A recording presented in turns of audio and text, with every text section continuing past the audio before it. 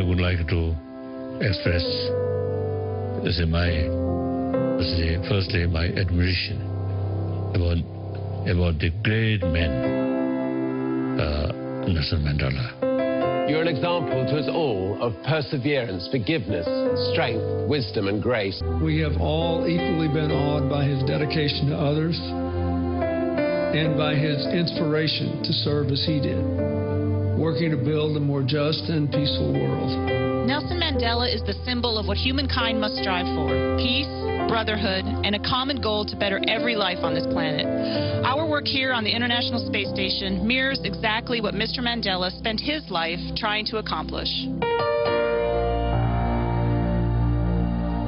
And that was part of a video released by the Nelson Mandela Center in tribute to Mr. Mandela on his 95th birthday.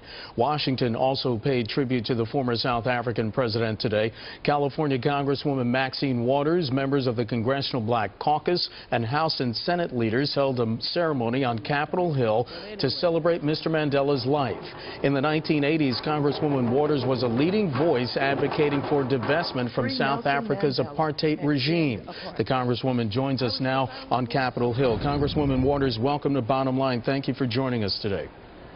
You're so welcome. I'm so pleased that you're covering Nelson Mandela's birthday celebrations today. Well, as we all are, ma'am. Take us back to the 1980s.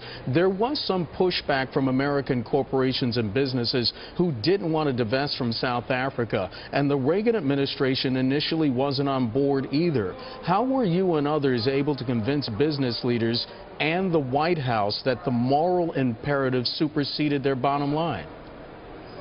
We were not able to convince them. We forced them through putting an economic hurt on them. Literally, the divestment bills and the sanctions bill from Congress put them in a very precarious position, and their profits were threatened. And so it was only when we were able to hurt them economically did they begin to fold. And so that's what the divestment movement was all about. We said to those companies that were doing business in South Africa, you're supporting apartheid.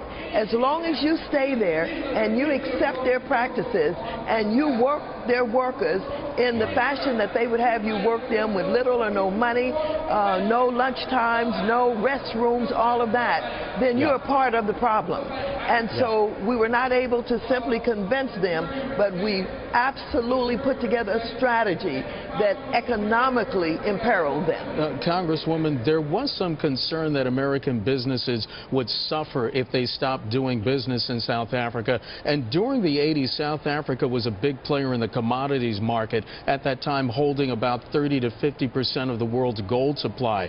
Do you recall which businesses stepped up first and said, we just don't want the money that badly, that the government sanctioned system in South Africa at the time was corrupt and racist and they wanted no part of it?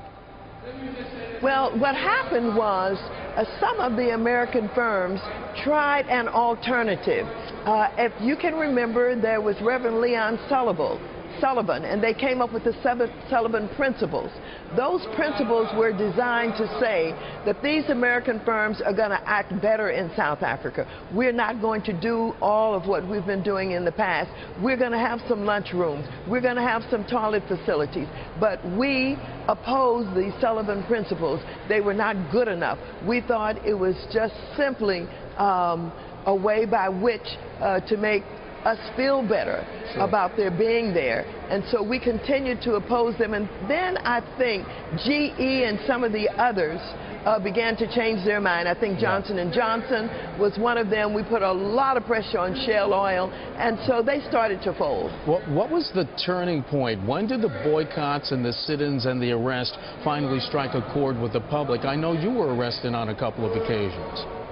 Yes, I was arrested along with others in the Free South Africa movement. Randall Robinson was the head of a group called Trans-Africa, and he led the organizing of the Free South Africa movement out of Washington, D.C. Walter Fauntroy, Eleanor Holmes Norton, and the labor leaders all got together and started the arrest strategy. And so we travel across the country. We would come and we would protest and sit in. And so we would get arrested, but we would keep going back and back again. And so this brought a lot of attention to what was going on in South Africa, got a lot of the legislators involved for the first time in understanding what was going on in South Africa. Right. Many of those countries in Africa were beginning to, get independence.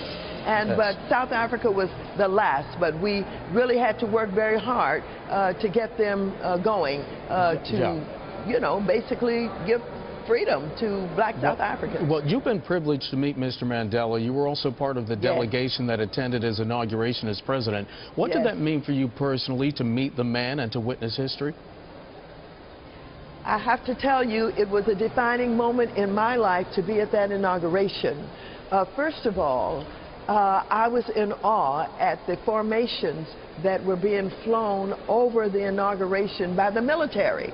This was the military that had enforced apartheid, and now they were honoring this black South African who was now president. He was a warm and very kind man. He even told jokes. I never really saw him angry, but I could feel his strength. Of course, I admired him so very, very much, got to know him very well, and finally, when I finally repealed the divestment bill that I had introduced, it was only when he called me, and I got this call late in the night when he said it's time, because I was resisting the repeal. Right. Congresswoman, we have about 30 seconds left. I have to ask, your congressional district includes South Central LA. What do you tell your constituents, particularly young African-American men, about Mandela's life, his values, his integrity, and how those things can chart a course in their lives as well?